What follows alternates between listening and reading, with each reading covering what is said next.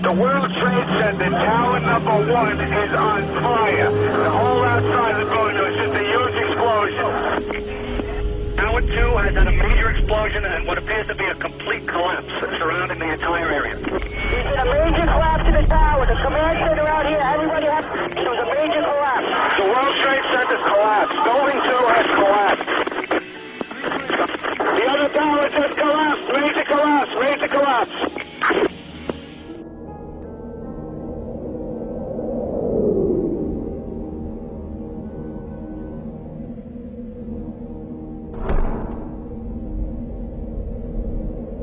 Well, had the building collapsed at 10:45, it would have been shrouded in all of the debris and clouds of the North Tower.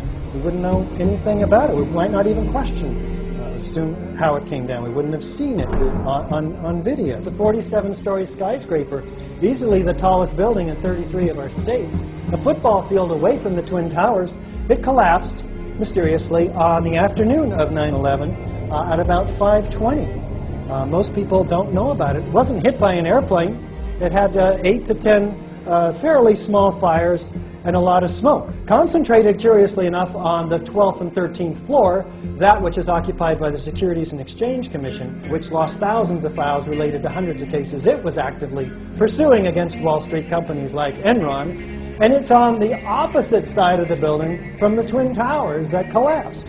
So how did that fire get so strong all around the 12th floor? Well, here's Building 7 coming down second by second. You can see the gaining downward momentum. You can put it on a plot of drop distance versus time. It fits the graph perfectly in the first 2.5 seconds, indicating the structure had to have been removed before the next floor came down. Meaning, the building can't fall at free fall speed and do any other work because all of its gravitational potential has been converted into kinetic energy.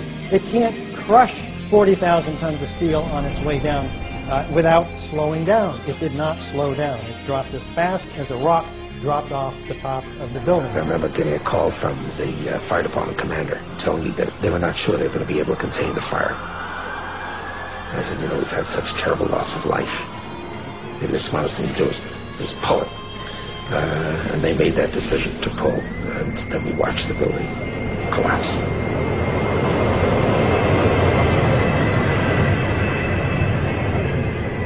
This happened on 9/11. If this came down by explosive controlled demolition, it puts everything into question relative to the collapses of the other two buildings on 9/11. It's part of the same problem.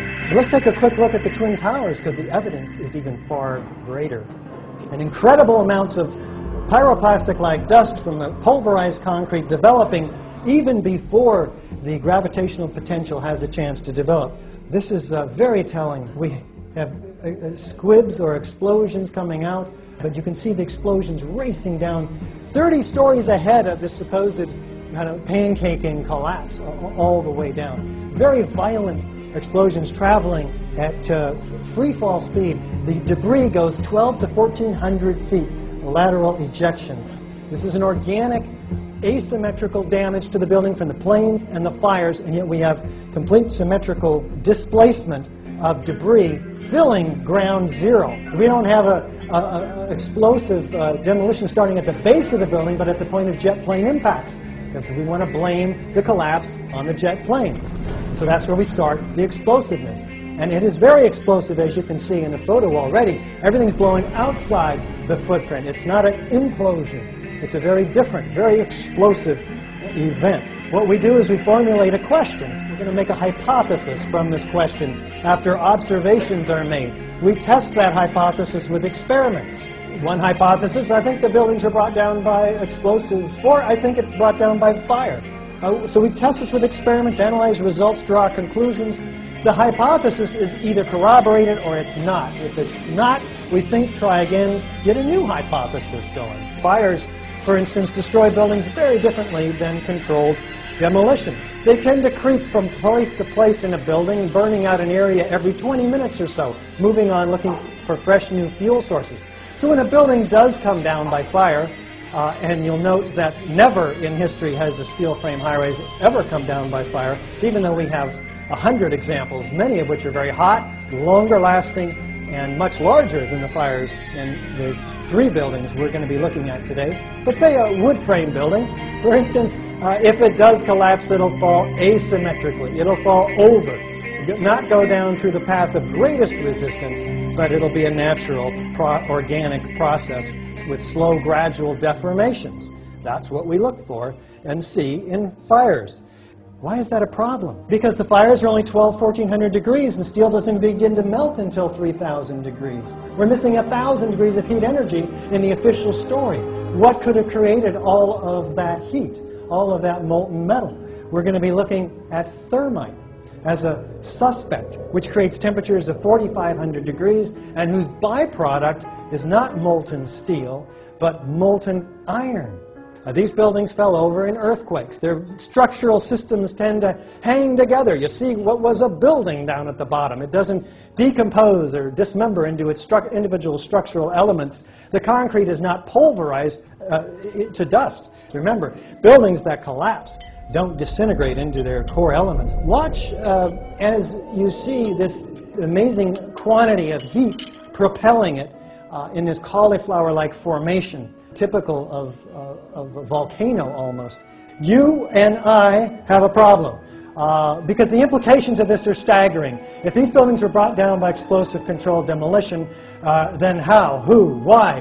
How'd they get away with it? How do you get instant acceleration of 55 miles an hour laterally in order to get 600 feet away?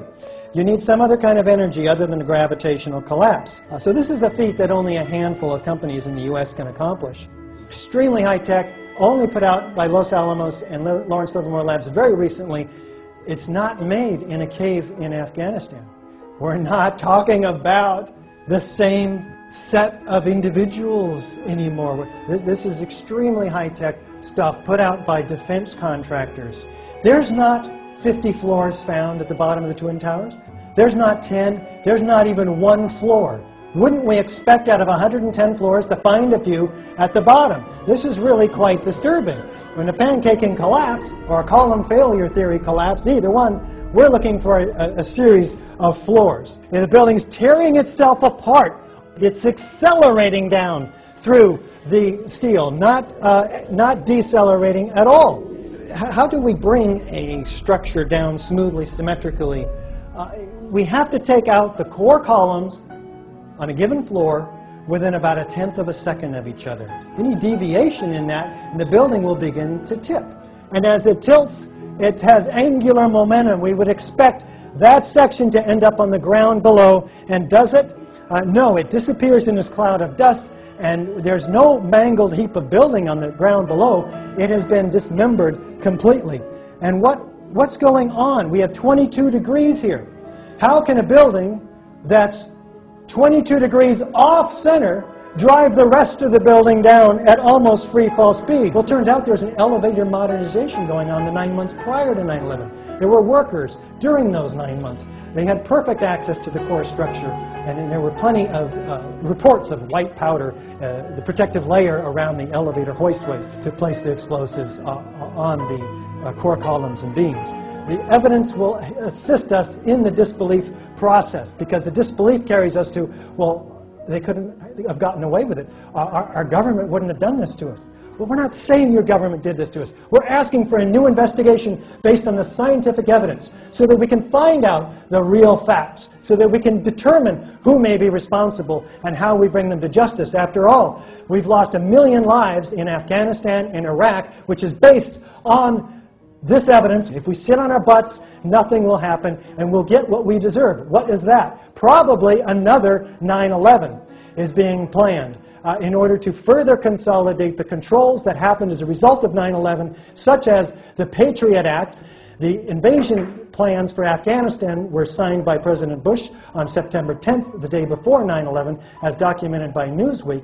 And we have the Military Commissions Act, the Homegrown Terrorism Act, all of which are designed to destroy our freedoms, and in the name of what? Safeguarding us from terrorists? Who are the terrorists?